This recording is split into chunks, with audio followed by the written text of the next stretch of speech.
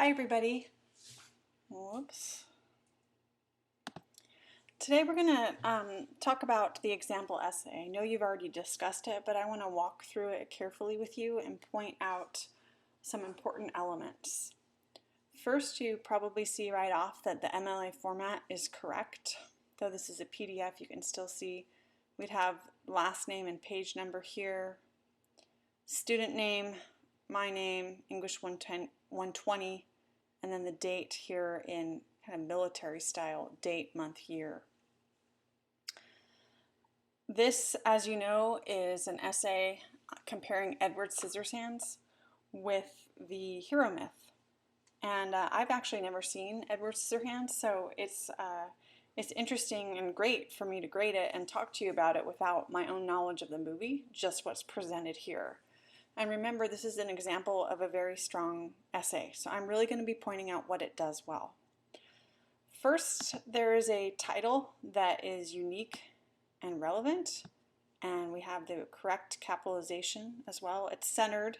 Notice there's no extra space here, it just immediately begins. And the first and last word capitalized and major words in between.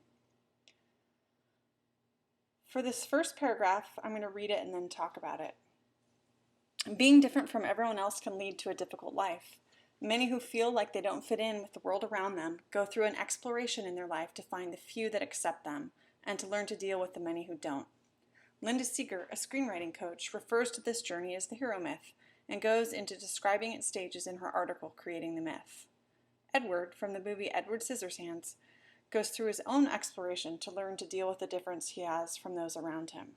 Edward's journey follows the stages of the hero myth with only a few minor changes.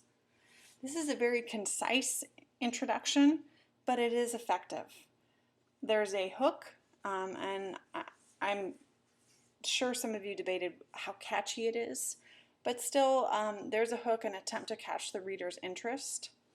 And then this is also well organized. We know we need a hook and then a bridge and our thesis statement. And in the bridge for Essay 2, you have the challenge of introducing Linda Seeger, her article, and the concept of the hero myth, all before you get to your thesis. That's kind of a lot to do, and this essay does it pretty well. Also, the thesis is here where it belongs at the end of the introductory paragraph. And it clearly answers the essay question, which is how closely does your hero's journey follow the hero myth? Let's look at the first body paragraph. We've got a clear topic sentence. The first of hero myth stages is the hero's introduction. If you remember in my lecture, I talk about how the best way to structure this paper is by having a topic sentence that identifies the stage or stages, plural, that you will be discussing. You don't announce this by saying, I will discuss this, but that is what the topic sentence should identify. The next part of the essay should summarize what Seeger says about that phase of the hero myth by quoting or paraphrasing. Because this is a compare and contrast essay, if you think about it. You're comparing and contrasting your movie with Seeger's explanation of the hero myth. So look at how this writer does that. She tells us what Seeger says about the hero's introduction, cited properly. We get her name in the setup, quotation marks, and page number. And then we get the the comparison to Edward's journey. And we learn how we meet him. But what's really important, this paragraph is not just plot summary, there's analysis. So first, she describes Edward's introduction. We meet him and he's in this abandoned castle, he's young, he's hiding, and he has scissors for hands. It's crucial that the writer doesn't just stop there, because if she stopped there, she'd be leaving it up to us to connect the dots and understand how this introduction of Edward parallels what Seeger says. Instead, what we have is this very strong analysis. And that's where the writer tells us how closely Edward's journey follows the hero myth. She says that the scene corresponds because we meet him in his everyday life, and maybe his perspective isn't normal, but he's childlike and matches with what Seeger says.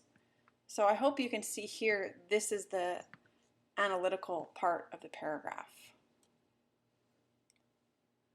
The next paragraph, and they all follow the same pattern. We get the topic sentence. The pole that begins a hero's journey is referred to as the catalyst. Then we get a summary of what Seeger says about it. If you notice here, this is a paraphrase.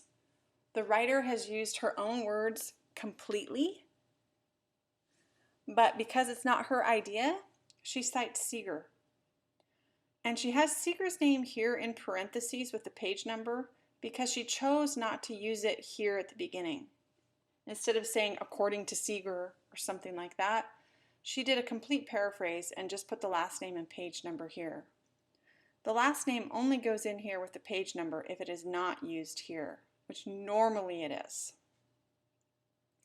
Okay, again, we get the pattern of the topic sentence, what Seeger says, the description of what happens to Edward, and then the analysis. This is a perfect example of a hero myth catalyst because Edward is put in a situation he's never encountered before that leads him to begin his voyage of venturing out into the world for the first time. Then we have the beginnings of a transition to the next paragraph.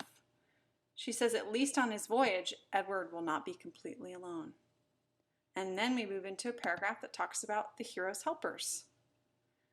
So hopefully you're seeing this pattern emerge of topic sentence, quoting or paraphrasing Seeger, describing what happens in the movie, and then comparing back and analyzing the hero myth. Then we get another good transition here, the end of this paragraph to the beginning of this one. Even though having help allows the hero to reach his goal, it must be the hero that goes through confrontation. And then see how the word confrontation has been mirrored here? That's our transition. The confrontation that heroes must encounter on their journey are the tests and obstacles. And then we get a quote from Seeger, name, words that we took in quotation marks, page number, and period. Kind of keep going.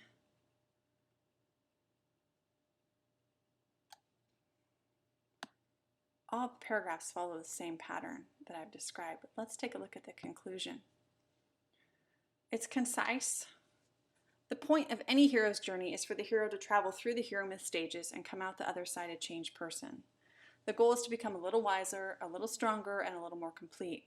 Other than some small alterations, Edward's travels mirror the hero myth stages and lead him on a journey to discover how to live in a world where he's different from everyone else. Edward learns that even though he's different and treated like a monster by many, he can still be loved and love another. This is a really nice conclusion. It's to the point. It doesn't repeat each topic sentence. That would be really list-like and cumbersome. Instead, the thesis is restated, which is important. And then the writer also refers back to the hook, that idea of feeling different. So it's a successful conclusion that provides closure. And to format it correctly, we notice it's good 3.5 pages with a correct works cited page. When you make your works cited page, you can follow and put exactly what she has here, and then look up how to cite a movie and plug in the information for your film. This is all covered in comp class, how to do a works cited page, and in the Bedford Researcher book. And remember, you got to alphabetize as well. So we have E and S. So if your movie starts with something after this, it would go down here. And you never alphabetize by the T and the. You always go with the next word. So be sure that you get at least 3 full pages. You really can't adequately deal with this topic without 3 full pages. And if you find yourself going much over 4, you may be doing too much plot summary. That's a common pitfall of this assignment, is just summarizing what happens in the movie. Your job is not to fill in the reader on everything that happens. Your job is to prove to the reader that this is a hero myth movie and show that it closely follows the hero myth by discussing the 6 phases that are outlined for you on the essay prompt. So I hope you found this example essay helpful. It's not the only way to approach the assignment. It's not perfect.